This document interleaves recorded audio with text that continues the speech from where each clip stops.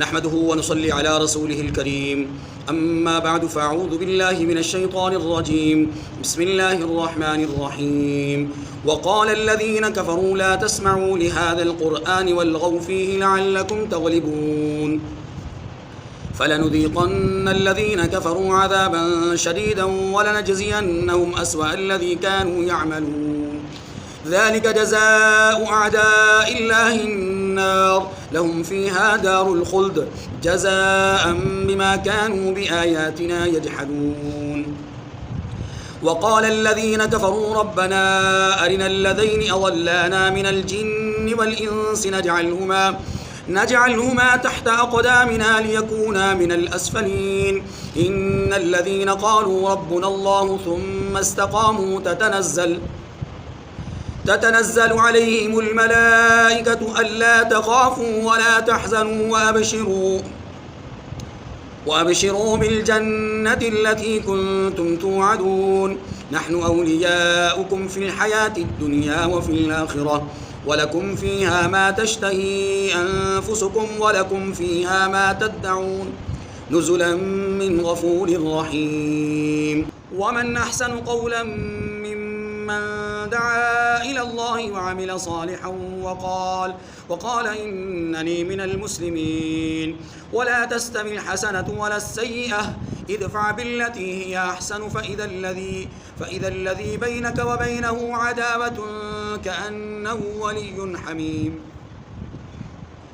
وما يلقاها إلا الذين صبروا وما يلقاها إلا ذو حظ عظيم وإما ينزغنك من الشيطان نزغ فاستعذ بالله إنه هو السميع العليم صدق اللہ العظیم۔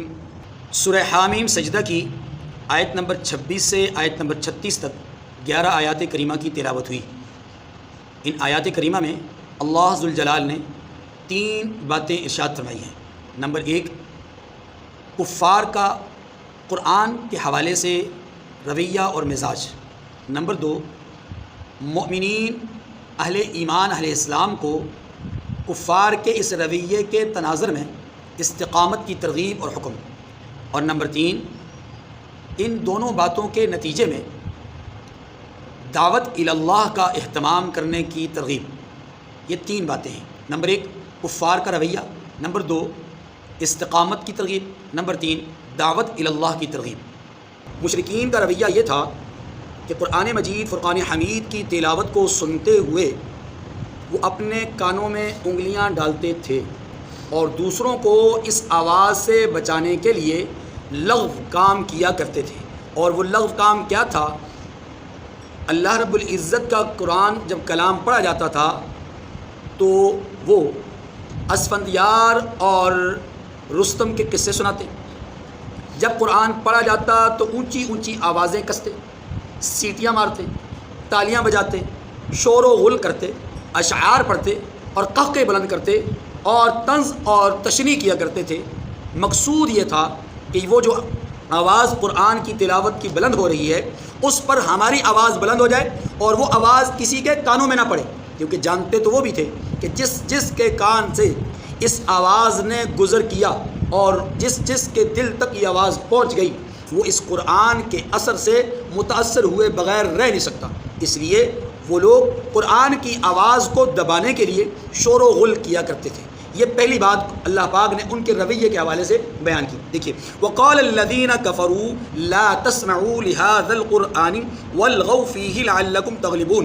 اور کافر کہنے لگے کہ اس قرآن کو سنا ہی نہ کرو، اور جب قرآن پڑھا جانے لگے تو شور مچا دیا کرو تاکہ تم غالب رہو۔ تشریح میں نے عرض کر دی، وہ کیا کرتے تھے؟ والغوا فی، اس میں لغو کام کیا کرتے تھے۔ وہ لغو کام کیا تھا میں نے وضاحت کر دی۔ فَلَنُذِيقَنَّ الَّذِينَ كَفَرُوا عَذَابًا شَدِيدًا وَلَنَجْزِيَنَّهُمْ أَسْوَأَ الَّذِي كَانُوا يَعْمَلُونَ۔ سو ہم بھی کافروں کو سخت عذاب کے مزے چکھائیں گے اور ان کے برے عملوں کی جو وہ کرتے تھے سزا دیں گے۔ کیوں؟ ذَلِكَ جَزَاءُ أَعْدَاءِ اللَّهِ النَّارِ، یہی اللہ کے دشمنوں کا بدلہ ہے، یعنی جہنم۔ لہم فیہا دار الخلد، ان کے لیے اسی میں ہمیشہ کا گھر ہے۔ جزاء بما کانوا بآیاتنا یجحدون، یہ اس کی سزا ہے کہ ہماری آیتوں سے وہ انکار کرتے تھے۔ یعنی یہ اس بات کی سزا ہے کہ وہ ہماری آیتوں سے انکار کیا کرتے تھے. وقال الذين كفروا ربنا ارنا الذين اضلانا من الجن والانس، اور کافر کہیں گے کہ اے ہمارے پروردگار، جنوں اور انسانوں میں سے جن لوگوں نے ہمیں گمراہ کیا ہے وہ ہمیں دکھا دے. کیوں؟ تاکہ نجعلهما تحت اقدامنا ليكونا من الاسفلين، تاکہ ہم ان کو اپنے پاؤں تلے روند ڈالیں تاکہ وہ نہایت ذلیل ہو جائیں. اس آیت کریمہ کا تعلق قیامت کے ساتھ ہے کہ قیامت کے دن گمراہ ہونے والے لوگ رب ذوالجلال کے دربار میں عرض کریں گے پروردگار ربنا ارنا الذین اضلانا، جنات میں سے یا انسانوں میں سے جن لوگوں نے ہمیں گمراہ کیا ہے، سبز باغ دکھا کر کے، لالچ دے کر کے، دھمکا کر کے، ستم کر کے، جنہوں نے ہمیں گمراہ کیا ہے، گمراہی کے راستے پہ چلایا ہے، پروردگار وہ لوگ ہمیں دکھا دے تاکہ ہم آج ان کو اپنے پاؤں تلے روند ڈالیں. اور قرآن پاک نے اس بات کو کئی مقامات پر ذکر کیا ہے کہ یہ جو متبعین ہیں وہ متبوعین کے متعلق جب شکوہ کریں گے تو پروردگار دونوں کو ڈانٹ کر کے کہیں گے کہ خاموش ہو، اب تم دونوں کے لیے لکل ضعف، کہ تم میں سے ہر ایک کے لیے دوہرا عذاب ہے. جبکہ یہ تابع فرمان لوگ، یہ گمراہ ہونے والے لوگ کہیں گے ربنا آتہم ضعفین من العذاب ولعنہم لعنا کبیرا، پروردگار ان پر اپنی خاص لعنت بھیج، انہیں خوب رحمت سے دور فرما. تو وہاں سے جواب آئے گا کہ رحمت سے تو تم بھی دور ہو، وہ بھی دور ہیں. اس لیے ان آیات کریمہ کا تعلق مشرکین کے رویے اور ان کی سزا اور ان کے انجام کے حوالے سے تھا، میں نے عرض کر دیا. اب اللہ اکبر، دیکھیے ان الذین قالوا ربنا اللہ ثم استقاموا تتنزل علیہم الملائکۃ الا تخافوا ولا تحزنوا وابشروا بالجنہ. فرمایا کہ جن لوگوں نے کہا کہ ہمارا پروردگار اللہ ہے، پھر وہ اس پر قائم رہے، ان پر فرشتے اتریں گے اور کہیں گے کہ نہ خوف کرو اور نہ غمناک ہو، اور جنت کی جس کا تم سے وعدہ کیا جاتا تھا خوشی مناؤ. نحن اولیاؤکم فی الحیات الدنیا وفی الآخرہ، ہم دنیا کی زندگی میں بھی تمہارے دوست تھے اور آخرت میں بھی تمہارے دوست ہیں. وَلَكُمْ فِيهَا مَا تَشْتَهِي أَنفُسُكُمْ وَلَكُمْ فِيهَا مَا تَدَّعُونَ، اور وہاں جس نعمت کو تمہارا جی چاہے گا تم کو ملے گی، اور جو چیز طلب کرو گے تمہارے لیے موجود ہوگی. نزلا من غفور الرحیم، یہ غفور رحیم بخشنے والے مہربان کی طرف سے مہمان نوازی ہے. یہ جو 3 آیات کریمہ ہیں ان میں اللہ رب العزت نے مشرکین اور کفار کی ریشہ دوانیوں کے مقابلے میں اور ان کے جواب میں اہل ایمان کو ہدایت کی ہے، رہنمائی فرمائی ہے. دیکھیے قرآن پاک نے جا بجا اس بات کو ذکر کیا ہے کہ احسب الناس ان یترکوا ان یقولوا آمنا وهم لا یفتنون، لوگ یہ گمان کرتے ہیں کہ وہ ایمان لے آئیں گے اور ان کو آزمایا نہ جائے گا. ام حسبتم ان تدخلوا الجنة ولما يأتكم مثل الذين خلوا من قبلكم مستهم البأساء والضراء وزلزلوا حتى يقول الرسول والذين آمنوا معه متى نصر الله. کیا اہل ایمان، اے اہل ایمان، کیا تم یہ گمان کرتے ہو کہ تم جنت میں چلے جاؤ گے بغیر آزمائے، بغیر تکلیف اور بغیر مصیبت اور بغیر امتحان کے، جبکہ تم سے پہلے لوگوں کو ظاہری، باطنی، جسمانی، روحانی، مالی اور ذہنی ہر اعتبار سے ان کو آزمایا گیا ہے.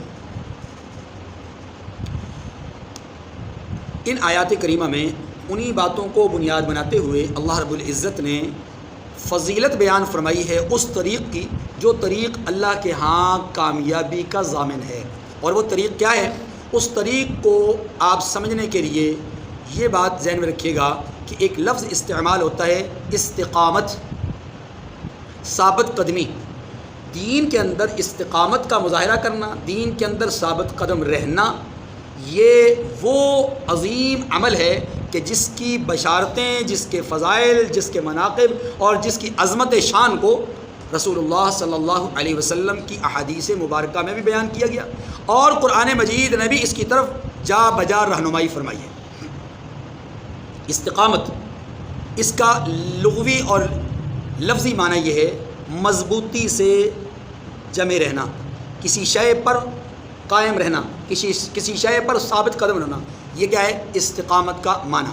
اور استقامت شرعی طور پر کہتے ہیں رسول اللہ صلی اللہ علیہ وسلم جو دین لے کر آئے اس دین کے مطابق عقائد میں، اعمال میں، اقوال میں مضبوطی کے ساتھ قائم اور دائم رہنا یہ استقامت فی الدین ہے۔ رسول اللہ جو دین لے کر آئے اس دین کے مطابق عقائد میں، اپنے نظریے کے مطابق نہیں، رسول اللہ کے دین کے مطابق، اپنے اعمال کے مطابق نہیں، رسول اللہ کے بتائے ہوئے اعمال کے مطابق، اپنے افعال اور اقوال کے مطابق نہیں، رسول کے اقوال کے مطابق، رسول کے دین کے مطابق۔ جو اقوال ہیں، جو بات چیت ہے، اس میں بات چیت، عمل اور عقیدہ وہ ہونا چاہیے جو رسول اللہ صلی اللہ علیہ وسلم نے ہمیں دیا ہے، اور اس پر جمے رہنے کا نام کیا ہے؟ استقامت۔ صحابی رسول اللہ صلی اللہ علیہ وسلم کے پاس حاضر خدمت ہوئے حضرت سفیان رضی اللہ تعالیٰ عنہ یا ابو سفیان، آ کر کے عرض کرتے ہیں کہ یا رسول اللہ، آپ مجھے کوئی ایسی بات دین کے حوالے سے بطور نصیحت فرما دیں کہ آپ کے بعد میں کسی اور سے نصیحت حاصل نہ کروں۔ اللہ کے رسول صلی اللہ علیہ وسلم نے فرمایا قل آمنت باللہ ثم استقم، کہہ دے کہ میں ایمان لایا اللہ پر اور پھر اس پر مضبوطی سے جمع رہ۔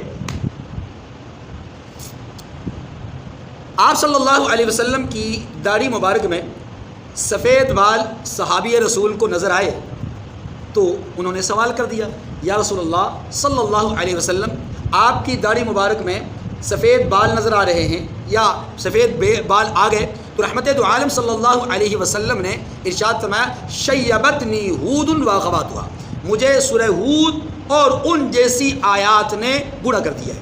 وہ آیات کیا ہیں؟ فاستقم کما امرت، جیسے آپ کو حکم ہوا ہے اس طرح آپ نے استقامت کا مظاہرہ کرنا ہے۔ اب یہ استقامت کیا ہے؟ استقامت فی الدین، دیکھیے یہ دین میں بھی مطلوب ہے اور دنیا میں بھی مطلوب ہے۔ یاد رکھیے استقامت کے بغیر نہ دنیا میں کامیابی ہے نہ آخرت میں کامیابی ہے۔ مثال کے طور پر استقامت نہ ہو کام، تجارت، بزنس میں، تو انسان نفع نہیں حاصل کرتا۔ ایک کام شروع کرتا ہے، 2 مہینے 4 مہینے اس کام کو کیا، من کے مطابق، مرضی کے مطابق منافع نہ ہوا، کام تبدیل کر دیا۔ دوسرا کام شروع کیا، 2-4 ماہ کیا، اپنی منشا کے مطابق اس میں کامیابی نہ ہوئی، چینج کر دیا، تیسرا کر دیا۔ یوں یہ کاروبار بدلتا رہے گا، اس کو منافع حاصل نہیں ہوگا، یہ کامیاب نہیں ہوگا، یہ ایکسپرٹ نہیں ہوگا، یہ تجربہ کار نہیں ہوگا۔ یاد رکھیے کاروبار کے اندر بھی ایک پروسیس ہوتا ہے، ایک تجربہ کا حصول ہوتا ہے، اور وہ تجربے کا حصول وہ 1-2 دن میں نہیں ہوتا، اس کے لیے مہینوں لگ جاتے ہیں، بس اوقات سالوں لگ جاتے ہیں، پھر جا کر کے انسان ایک مجرب بنتا ہے اور ایک تجربہ کار بنتا ہے، اور جب اس کو تجربہ اس فیلڈ میں ہو جاتا ہے تو پھر وہ منافع حاصل کرتا ہے، پھر وہ اس کو ترقیاں ہوتی ہیں، پھر وہ آگے بڑھتا ہے۔ تو یاد رکھیے جس طرح آخرت کے لیے استقامت کی ضرورت ہے، ایسے ہی دنیاوی امور کے لیے بھی استقامت درکار ہے۔ اور یہ دیکھیے استقامت ہی تو ہے نا کہ گلیشیئر سے یا اونچے اونچے آبشاروں سے پانی گرتا ہے اور وہ پانی پتھروں کو مسلسل رگڑتا ہوا آگے بڑھتا ہے۔ تو ایسا نہیں ہے کہ صرف پانی ہی آتا ہے، آپ کو جو ندی نالوں کے اندر ریت نظر آتی ہے یہ انہی پانیوں کا مستقل مزاجی سے بہنے کا نتیجہ ہے کہ جو پانی آبشاروں کے ذریعے سے یا گلیشیئر کے ذریعے سے زمین تک پانی جو ہے وہ گرتے گرتے پہنچتا ہے۔ یہ استقامت ہی کی ایک مثال ہے کہ پانی کا ایک ننھا سا قطرہ وہ مسلسل کسی چٹان پر گرتا گرتا گرتا اس کے اندر سوراخ کر دیتا ہے۔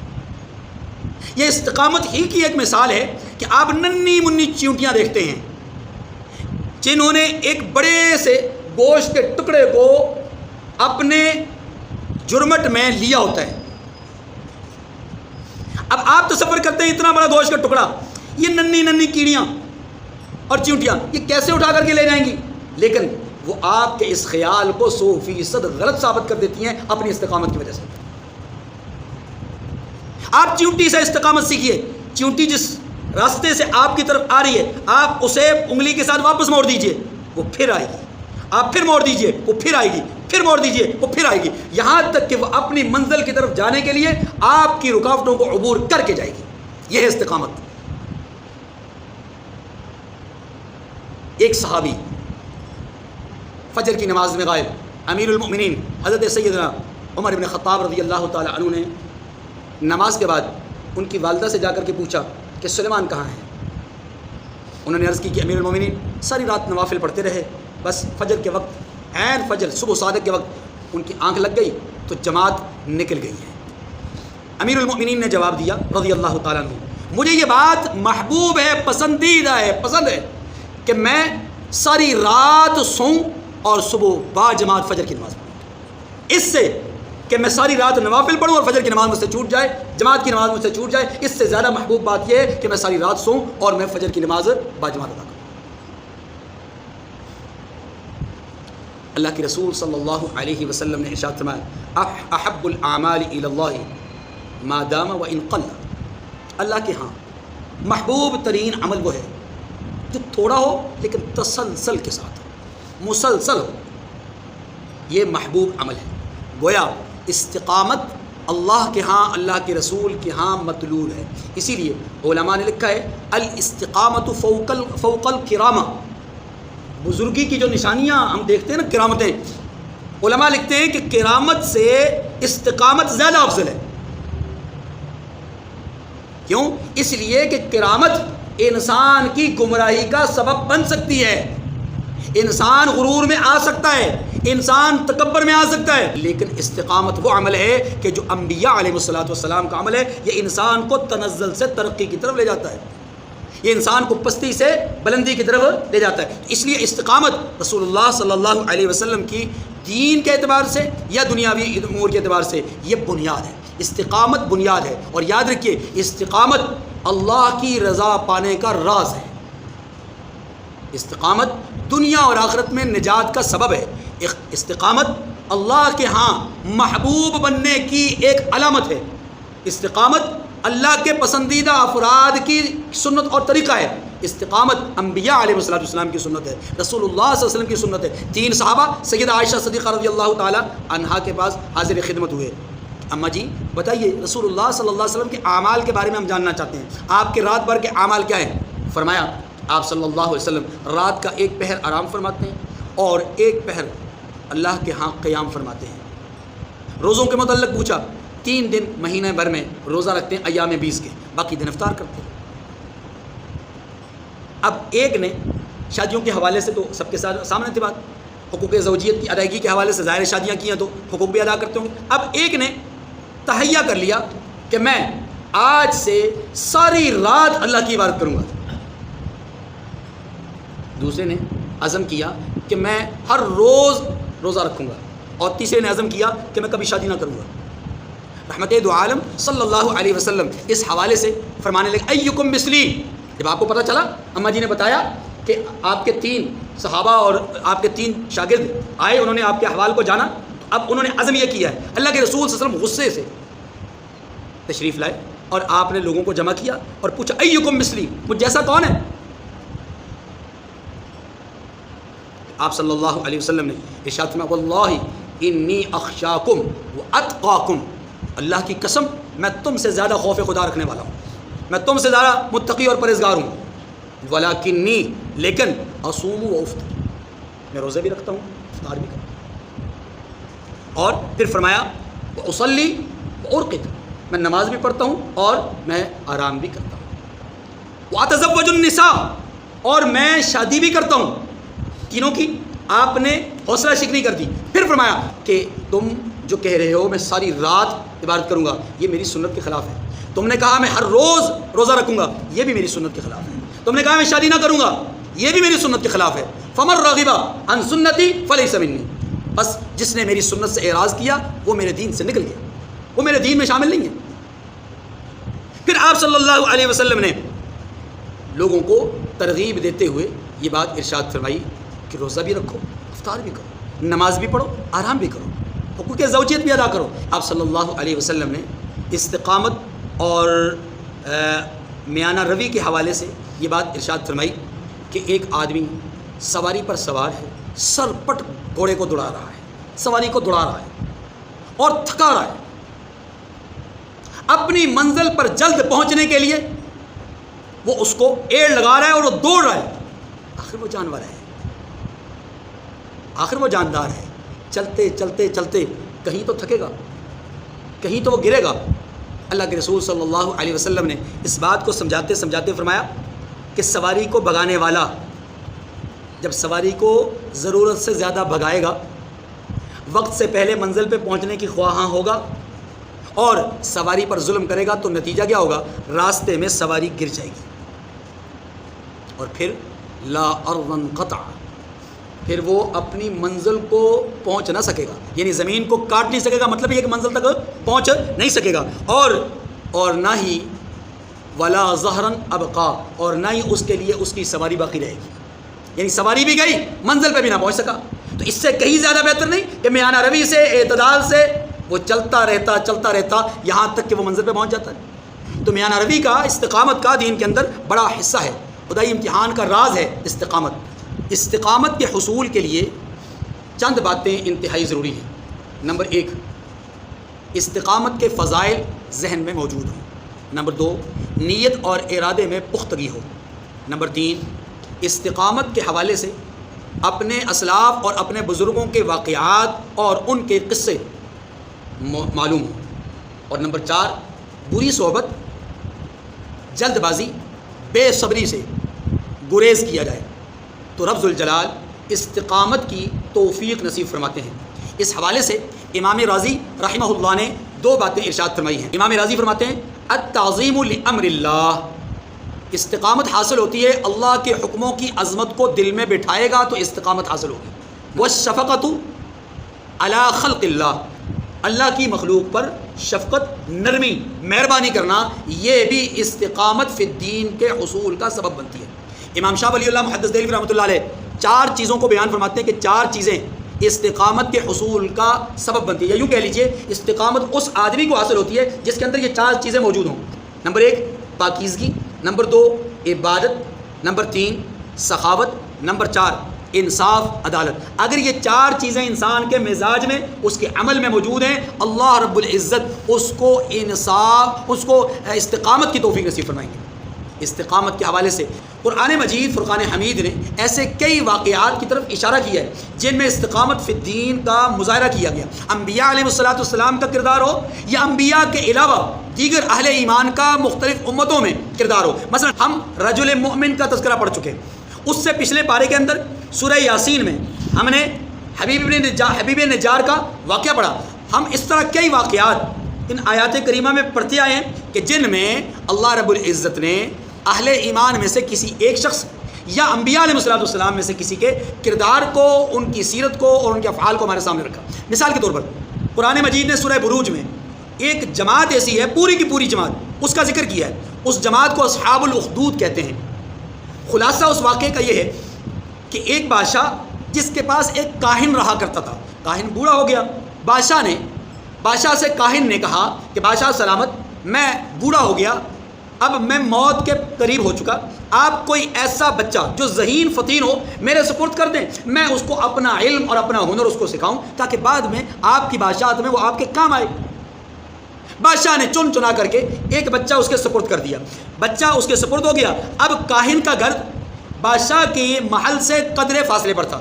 بچہ روزانہ کی بنیاد پر کاہن کے پاس جاتا اور جا کر کے علم اور ہنر کی باتیں سیکھتا۔ اسی دوران اس کی راستے میں ایک گرجا گھر میں موجود جو راہب تھا اس سے ملاقات ہو گئی۔ راہب وہ بھی دیکھتا تھا کہ روزانہ کی بنیاد پہ ادھر سے گزر رہا ہے۔ پوچھا بیٹا کہاں؟ کہا کہ کاہن کے پاس۔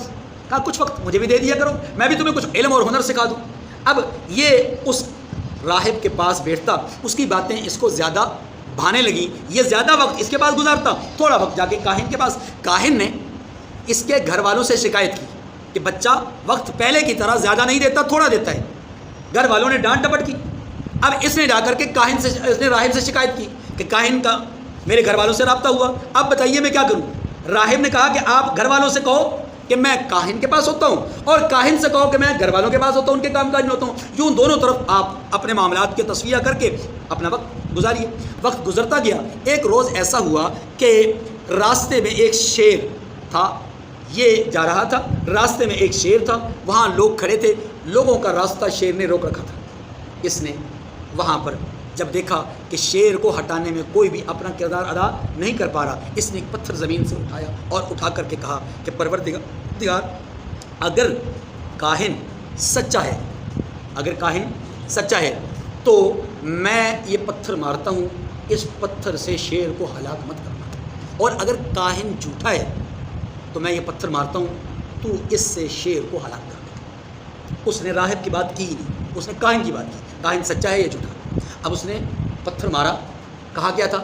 اگر شیر مر گیا تو کاہن کیا ہے؟ جھوٹا، اور اگر شیر بچ گیا تو کاہن سچا۔ اس نے پتھر مارا شیر کو لگا شیر مر گیا، وہیں ڈھیر ہو گیا۔ لوگوں نے اس بچے کو اپنے کندھوں پہ اٹھا لیا، ہاں جی، اور اس کے نعرے لگنے لگ گئے۔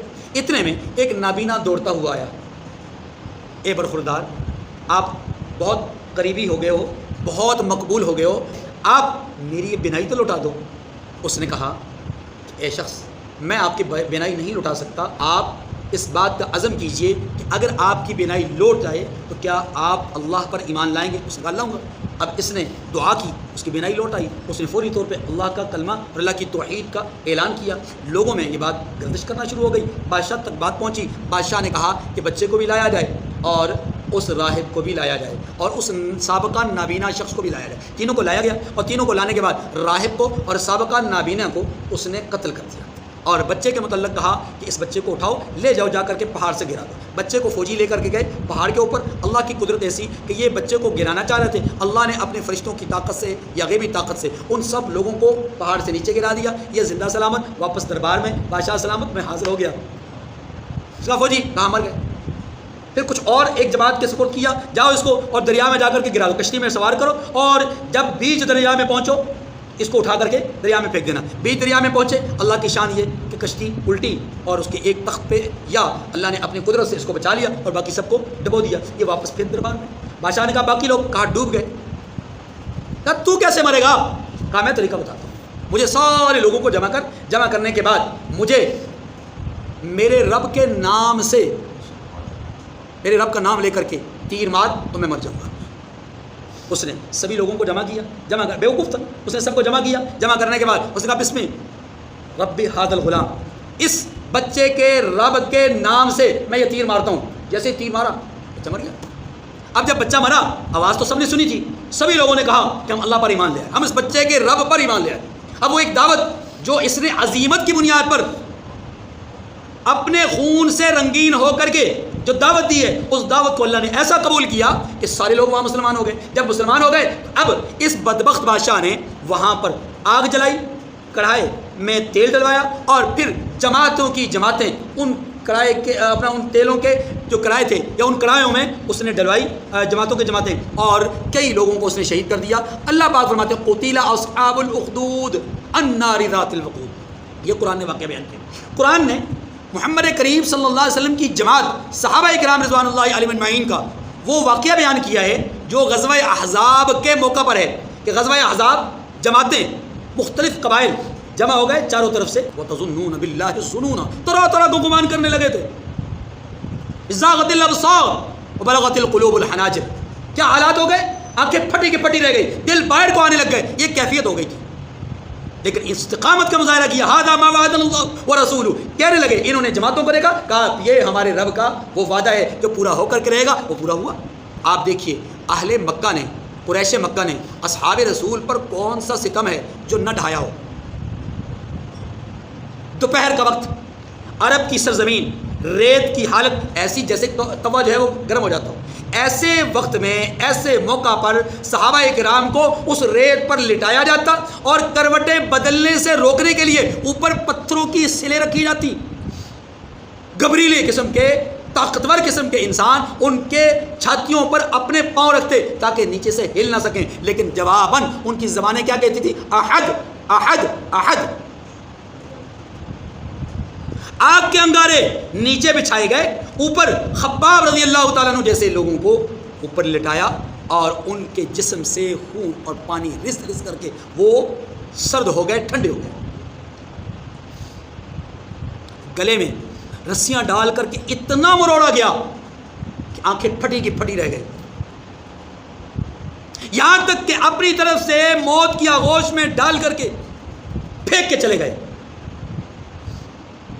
وہ جن کی آنکھوں میں بچے مار مار کے ان کی آنکھوں سے بینائی کو چھینا گیا، وہ جن کو 2 لخت کیا گیا، وہ جن کو جلایا گیا، وہ جن کو پانی کے اندر ڈبویا گیا، وہ جن کے اوپر پتھر کی سلیں رکھی گئی، یہ کون تھے؟ یہ وہی لوگ تھے جو استقامت کا پہاڑ تھے، یہ وہی لوگ تھے جن کو اللہ رب العزت نے پھر یہ اعزاز اور یہ تاج بخشا ہے، رضی اللہ عنہم ورضوا عنہ۔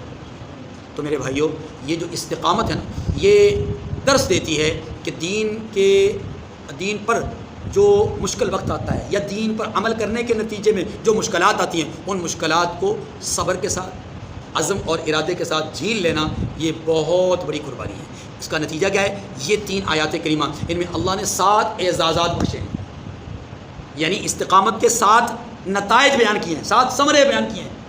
وہ کون سے ہیں؟ نمبر 1 فرمایا تتنزل علیہم الملائکہ، بوقت موت ان کے پاس فرشتے آئیں گے تسلی دینے کے لیے، اطمینان دینے کے لیے، یا تتنزل علیہم الملائکہ، زندگی میں ان کے بعد فرشتے آئیں گے اور ان کی چاروں جہت سے، ہر طرف سے ان کی حوصلہ افزائی کریں گے، ان کی حفاظت کریں گے۔ نمبر 1۔ نمبر 2، اللہ تخافوا ولا تحزنوا، بوقت موت ان کو یہ بشارت دی جائے گی کہ خوف نہیں کرنا، غمگین مت ہونا، آنے والے حالات سے خوف زدہ مت ہونا، اور گزشتہ زندگی کے اعتبار سے ولا تحزنوا، غمگین نہ ہونا، تمہاری زندگی قابل رشک ہے، اس لیے اللہ کے ہاں تمہارا اعزاز بہت بلند۔ 2 باتیں ہو گئی۔ تیسری بات، وابشروا بالجنۃ التي کنتم توعدون، اس جنت کی بشارت ابھی سے لے لو، روح نکلنے سے پہلے اس جنت کی بشارت لے لو جس جنت کا تم سے وعدہ کیا گیا۔ نمبر 4، نحن اولیاؤکم فی الحیات الدنیا وفی الآخرہ، یہ چوتھی بشارت، چوتھا ثمرہ، اللہ فرماتے ہیں ہم تمہارے دنیا میں بھی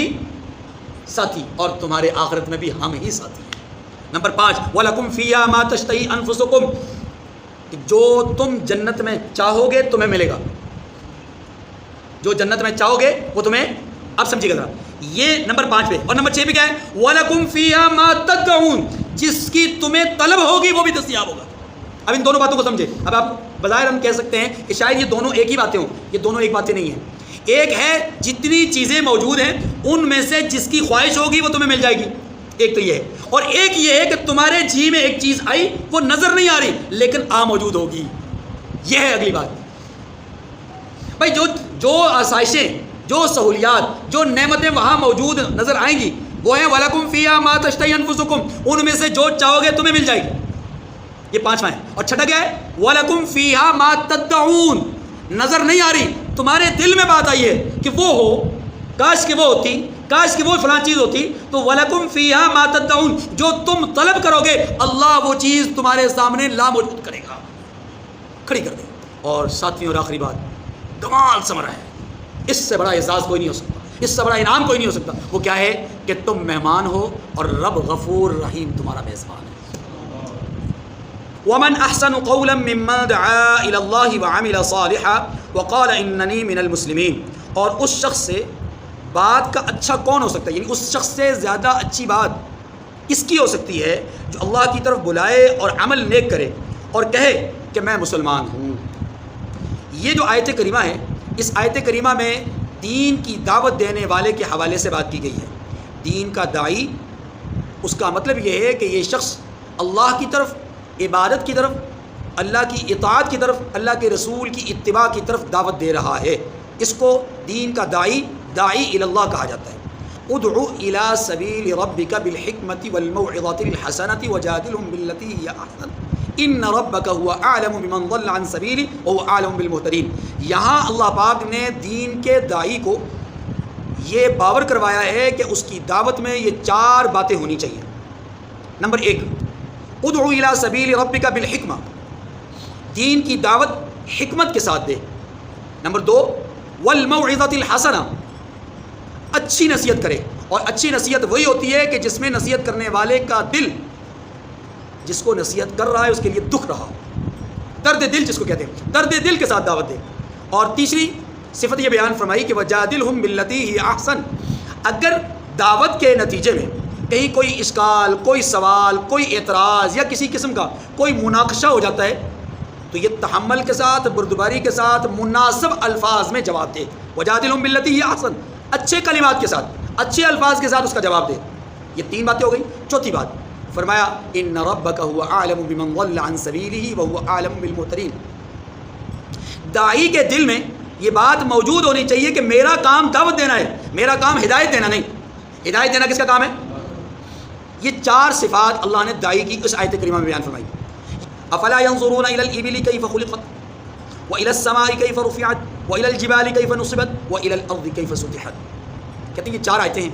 ان چار آیتوں میں کیا بیان کیا گیا؟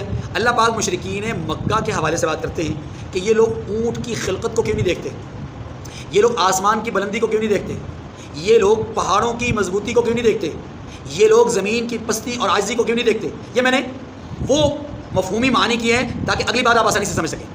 اب ان چار باتوں کو، ان چار چیزوں کی طرف توجہ دے کر کے اللہ رب العزت اگلی بات کیا فرماتے ہیں؟ اپنے حبیب سے فرماتے ہیں فذکر انما انت مذکر. آپ دائی ہیں، آپ کا کام نصیحت کرنا ہے، نصیحت کیجیے. سوال یہ ہے کہ چار باتیں ذکر ہوئی، اونٹ کو کیوں نہیں دیکھتے، آسمان کو کیوں نہیں دیکھتے، جبال پہاڑ کو کیوں نہیں دیکھتے، زمین کو کیوں نہیں دیکھتے، اور پھر فرمایا ان چار چیزوں پر غور کیوں نہیں کرتے جبکہ آپ دائی ہیں. یہ آپ کا دائی ہونا ان چار چیزوں کی طرف متوجہ کروانے کے فوراً بعد بیان کرنا. اللہ نے اس دائی کے حوالے سے جو دین کی دعوت دینے کا بیڑا اٹھاتا ہے اس کے حوالے سے ایک اہم ترین نقطہ بیان کیا ہے کہ دین کے دائی کو چار صفات کا حامل ہونا چاہیے. یہاں چار صفات ہیں اور وہ چار صفات کون سی ہیں؟ غور کیجیے. فرمایا اونٹ کی طرف متوجہ کروایا گیا اور پھر کہا گیا آپ دائی ہیں.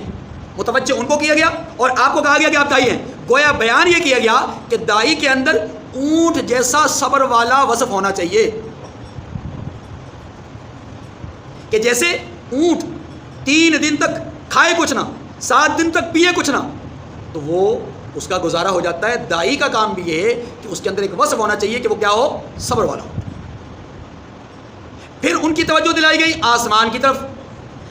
متنبہ کیا گیا دائی کو کہ دائی کے اندر صفات کون سی ہونی چاہیے؟ دوسری صفت ہونی چاہیے بلندی عزم کی صفت ہونی چاہیے. اس کا عزم اتنا بلند ہو جیسے آسمان. جیسے آسمان بہت بلند ہے تو دائی کی جو دوسری صفت ہے وہ کیا ہے؟ وہ یہ ہونی چاہیے کہ اس کا عزم بھی بہت بلند ہو. تیسری صفت فرمایا ان کی توجہ دلائی گئی کس کی طرف؟ پہاڑوں کی طرف. فرمایا جیسے پہاڑ مضبوط ہوتے ہیں دائی بھی اپنے ارادے میں مضبوط ترین ہو اور اپنے دلائل میں بھی مضبوط ہو. اور چوتھی بات زمین کی طرف توجہ دلائی گئی. بتایا یہ گیا کہ دائی کے اندر یہ چوتھی صفت بھی ہونی چاہیے جو زمین کے اندر ہے. اور زمین کے اندر کیا ہے؟ عاجزی، تواضع، انکساری، اور وہ دائی کے اندر بھی ہونی چاہیے. تو گویا مجموعی طور پر میں نے آپ کے سامنے دائی کے 8 اوصاف میں نے عرض کر دیے ہیں. نمبر 1 حکمت کے ساتھ دعوت دے. نمبر 2 درد دل کے ساتھ دعوت دے. نمبر 3 جب مناقشہ کی بات ہو تو دانائی اور حکمت کے ساتھ یعنی اچھی بات کرے. اور نمبر 4 ہدایت دینا اللہ کے ذمہ ہے، بندے کے ذمہ نہیں ہے. دائی کو یہ بات بھی ذہن رکھنی چاہیے. اور ان آیات کریمہ جو سورۃ الغاشیہ ہے، ان آیات کریمہ کی روشنی میں 4 صفات ہیں. پہلی صفت کیا ہے؟ کہ وہ صابر ہو. دوسری صفت کیا ہے؟ کہ اس کا عزم بلند ہو آسمان کی طرح. تیسرا اس کا جو موقف ہے، اس کے جو دلائل ہیں دین کی، وہ پہاڑ کی طرح مضبوط ہو. اور چوتھا یہ کہ اس کے اندر عاجزی ہو، تواضع ہو، انکساری ہو. اللہ رب العزت ایسے دائی کی دعوت کے نتیجے میں اچھے اثرات اور اچھے نتائج مرتب فرماتے ہیں. اب دائی اللہ کا ایک معنی تو وہ ہے جو عرف عام میں ہے، جس کو میں نے ابھی سے بیان کیا ہے. دائی اللہ کا ایک اور معنی ہے، اور وہ کیا ہے؟ سیدہ عفیفہ صدیقہ بنت صدیق، عفیفہ کائنات، جن کی پاک دامنی کو قرآن نے بیان کیا. مریم امت محمدیہ حضرت سیدہ عائشہ رضی اللہ تعالی عنہا کہتی ہیں کہ یہ جو جملہ ہے نا کہ ومن احسن، اس سے اچھی بات کس کی ہو سکتی ہے، اس سے زیادہ بہترین بات کس کی ہو سکتی ہے؟ آپ فرماتی ہیں کہ ومن احسن کا مصداق وہ شخص ہے یا وہ لوگ ہیں جو نماز کے لیے لوگوں کو حی علی الصلاۃ کہہ کر کے بلاتے ہیں. معنی یہ ہے کہ اس سے مراد اذان دینے والے ہیں. اس میں اللہ کی بڑائی بھی آ گئی، اللہ کی الوہیت بھی آ گئی، رسول کی رسالت بھی آ گئی، اس میں کامیابی کی دعوت بھی آ گئی، اور اس میں نماز کی طرف جو کہ عبادت ہے اور ام العبادات ہے، تمام عبادات کا مغز ہے، بنیاد ہے، اس عبادت کی طرف دعوت کیا ایک سلسلہ ہے. اس لیے اماں جی فرماتی ہیں ومن احسن کا مصداق مؤذنین ہے. اذان اسلام کا ایک شعار ہے، اور یاد رکھیے کہ شعائر اللہ کی تعظیم، شعائر اللہ کی حرمت، شعائر اللہ کا تقدس، شعائر اللہ کا احترام، یہ شریعت کے اہم ترین تقاضوں میں سے ایک تقاضا ہے. اذان کی اہمیت مسلم ہے. اذان اسلام کا شعار ہے. اذان ڈر اور خوف کی دوری کا سبب ہے. اذان اللہ کی رحمت کے نزول کا سبب ہے. اذان سے شیطان بھاگ جاتا ہے، اذان کی برکت سے اللہ عذاب کو ٹال دیتے ہیں۔ اب جو کام جتنا بلند ہوتا ہے، جو کام جتنا عظیم الشان ہوتا ہے، اس کام کے کرنے والے بھی بلند ہوتے ہیں، اس کام کے کرنے والے بھی عظیم الشان ہوتے ہیں۔ رسول اللہ صلی اللہ علیہ وآلہ وسلم نے ایک موقع پر ارشاد فرمایا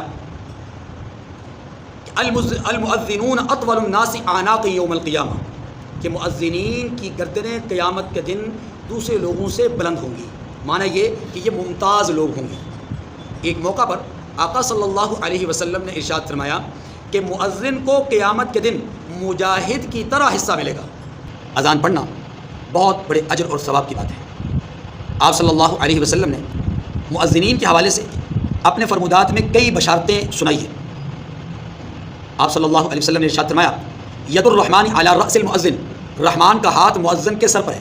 ارشاد فرمایا اذا نادى المنادی فتحت ابواب السماء واستجیب الدعاء، کہ جب مؤذن اذان پڑھتا ہے تو آسمان کے دروازے کھول دیے جاتے ہیں اور دعا قبول کی جاتی ہے۔ یہ بھی آپ صلی اللہ علیہ وسلم نے ارشاد فرمایا کہ اذان کے بعد کی جانے والی دعا اللہ کے یہاں مقبول ہوتی ہے۔ یہ بھی آپ علیہ السلام نے ارشاد فرمایا کہ لا يسمع مدى صوت المؤذن جن ولا انس ولا شيء الا شهد له يوم القیامہ، جتنی چیزیں بھی جہاں تک بھی مؤذن کی اذان کی آواز جاتی ہے، انسان ہوں، جنات ہوں یا کوئی بھی چیز، یہ سب چیزیں قیامت کے دن شہید له یوم القیامہ، قیامت کے دن اس کے لیے گواہ بنے گی۔ یہ بھی آپ علیہ السلام نے ارشاد فرمایا کہ جب مؤذن اذان کہہ کر کے نماز کا انتظار کرتا ہے تو وہ ایسا ہے جیسا کہ مجاہد خون میں لت پت ہو۔ آپ علیہ السلام نے ارشاد فرمایا کہ مؤذن کی بخشش کر دی جاتی ہے اور جہاں تک اس کی آواز جاتی ہے سبھی لوگ اس کے لیے قیامت کے دن گواہ ہوں گے، حتیٰ کہ خشکی ہو یا تری، ہر چیز اس کے لیے گواہی دے۔ آپ کا یہ بھی ارشاد ہے اذان کے ثواب کا علم لوگوں کو ہو جائے تو لوگ باہم ایک دوسرے کے ساتھ تلواروں سے برسرے بیکار ہو جائیں۔ آپ علیہ السلام نے یہ بھی ارشاد فرمایا ہے کہ اذان اور تلبیہ پڑھنے والے قبروں سے جب اٹھیں گے تو وہ اذان اور تلبیہ پڑھتے ہوئے اٹھیں گے۔ ایک موقع پر آپ صلی اللہ علیہ وسلم نے یہ بھی ارشاد فرمایا اگر لوگوں کو لو یعلم الناس، اگر لوگ جان لیں کس بات کو، اس بات کو کہ اذان دینا اور صف اول میں نماز کے لیے کھڑے ہونا اس کا رتبہ اور مقام کیا ہے، تو لوگ اس کے لیے قرآن اندازی کرنے کی ضرورت پڑے تو قرآن اندازی کریں۔ رسول اللہ صلی اللہ علیہ وسلم نے اس کے متعلق یہ بھی ارشاد فرمایا من اذن سنتی عشرۃ سنۃ، جو شخص 12 سال تک اذان پڑھتا رہے، وجبت لہ الجنہ، اس کے لیے جنت واجب ہے، ہر دن اس کے لیے 60 نیکیاں لکھی جاتی ہیں، وَلِكُلِّ إِقَامَةٍ 30 حسنۃ، اور ہر اقامت کے لیے، ہر اقامت کے بدلے میں اللہ اس کے لیے 30 نیکیاں لکھتے ہیں، 60 اذان کی اور 30 تکبیر کی۔ معمولی عمل نہیں ہے۔ فرمایا کہ ایک وقت ایسا آئے گا کہ لوگ اذان کمزوروں کے سپرد کر دیں گے، حالانکہ اللہ نے جہنم کی آگ کو مؤذن کے گوشت پر حرام کرا دیا۔ کتنی عجیب شان ہے، کتنا عظیم مقام ہے، کتنا بڑا رتبہ ہے، گردنیں ان کی بلند، بخشش ان کے لیے، اذان یہ پڑھتے ہوئے قبروں سے اٹھیں گے، قیامت کے دن ان کا مقام اور درجہ بہت بلند، مجاہدین کے حصے کی طرح ان کا حصہ، یہ ایسے نماز کے انتظار میں بیٹھتے ہیں جیسا کہ مجاہد خون میں لت پت ہو، ان کی آواز جہاں تک پہنچے اللہ کے ہاں سے، اللہ کے ہاں وہ ساری چیزیں اس کے لیے گواہ بن جائیں، اس کے لیے بخشش کی دعائیں ہوں، رحمت دو عالم صلی اللہ علیہ وسلم خود مغفرت اور بخشش طلب کریں ان کے لیے، اور ان کے متعلق یہ ارشاد فرمایا جا رہا ہے اللہ کے ہاں ان کے لیے جنت واجب کر دی جاتی ہے، ہر روز 60 نیکیاں لکھ دی جاتی ہیں۔ یہ بہت بڑا مقام ہے۔ جو شخص اخلاص کے ساتھ، پوری دیانتداری کے ساتھ اللہ کی طرف، نماز کی طرف، کامیابی کی طرف لوگوں کو خلوص نیت کے ساتھ بلاتا ہے، محض ڈیوٹی کے طور پر نہیں، محض عوض اور بدلہ لینے کے لیے نہیں، محض وہ وظیفہ لینے کے لیے نہیں، بلکہ اللہ کی رضا کے لیے اور اللہ کے ہاں سے ثواب پانے کے لیے اگر وہ اذان پڑھتا ہے تو اللہ کے رسول صلی اللہ علیہ وسلم کے ان فرامین کا مستحق ہو کر کے بلند شان اور بلند مرتبہ اس کا ہو جاتا ہے۔ تو مؤذن کے بڑے فضائل دیکھیں، وَلَا تَسْتَوِي الْحَسَنَةُ وَلَا السَّيِّئَةُ، اور بھلائی اور برائی برابر نہیں ہو سکتی۔ ادفع بالتي هي احسن فاذا الذي بينك وبينه عداوة كأنه ولي حميم، ایسے طریقے سے جواب دو جو بہت اچھا ہو۔ ایسا کرنے سے تم دیکھو گے کہ جس میں اور تم میں دشمنی تھی، یعنی تمہارے اور جس کے درمیان دشمنی تھی، كأنه ولي حميم، گویا وہ تمہارا گرم جوش دوست ہے۔ اس کو ذرا سمجھیے گا، اس آیت کریمہ کا مفہوم اور مطلب یہ ہے کہ تمہاری دعوت میں سب سے خوب تر طریقہ ہونا چاہیے. یہ پہلی آیت میں بیان کیا. دوسری آیت میں جو بیان کیا گیا وہ یہ ہے کہ نیکی اور برائی دونوں برابر نہیں ہو سکتی. کیا مطلب ہوا؟ ایک آدمی برائی کرنے والا ہے, ایک آدمی نیکی کے اوصاف کا حامل ہے, یہ دونوں برابر نہیں ہو سکتے. تو لہٰذا نیکی کے اوصاف کا حامل جو اچھائی کی طرف بلاتا ہے, اچھائی کی طرف لوگوں کو دعوت دیتا ہے, یعنی دین کا داعی ہے, اس کا کام یہ ہے کہ وہ اپنی زندگی میں یا اپنے معاملات میں اتنا نرم خو ہو کہ لوگ اگر اس کے ساتھ برائی کریں تو یہ بدلے میں برائی کے بجائے اچھائی کا مظاہرہ کریں. اور اللہ نے اس کا نتیجہ بھی بیان کیا کہ اگر تم برائی کے بدلے میں اچھائی کرو گے تو اللہ رب العزت اس عمل کی برکت سے تمہارے اور تمہارے دشمن کے درمیان دشمنی کو ختم کر کے کانہ ولی حمیم, تمہارا گہرا دوست اس کو بنا دے گے. تو اس آیت کریمہ میں آپ کے مخاطب کے حوالے سے بات بتائی گئی ہے کہ آپ کا مخاطب اگر برائی کر رہا ہے, برا نہیں ہے, سمجھیے ذرا بات کو, آپ کا مخاطب برا نہیں برائی کر رہا ہے. برائی کرنے میں اور برے ہونے میں فرق ہے. مزاجن شریف آدمی ہے, مزاجن اچھا آدمی ہے, لیکن وقتی طور پر آپ کے ساتھ ضد بازی کر رہا ہے, وقتی طور پر آپ کے ساتھ جو ہے وہ دشمنی کر رہا ہے, آپ کے ساتھ اناد کا مظاہرہ کر رہا ہے, یا غلطی کر رہا ہے, کوتاہی کر رہا ہے, گناہ کر رہا ہے, آپ اس کے ساتھ اس کے گناہ کی وجہ سے اس کے مزاج کو پس پشت مت ڈالیے, اس کے مزاج کو مد نظر رکھ کر کے اس کی برائی کا جواب اچھائی سے دیجیے. تو یقیناً چونکہ وہ مزاج کا اچھا ہے تو آپ کی اچھائی کو اپنی برائی کے بدلے میں شرمندگی کا باعث سمجھتے ہوئے خود ندامت کا اظہار کرے گا اور آپ کے سامنے دوستی کا اظہار کر دے گا. بات سمجھ گئی؟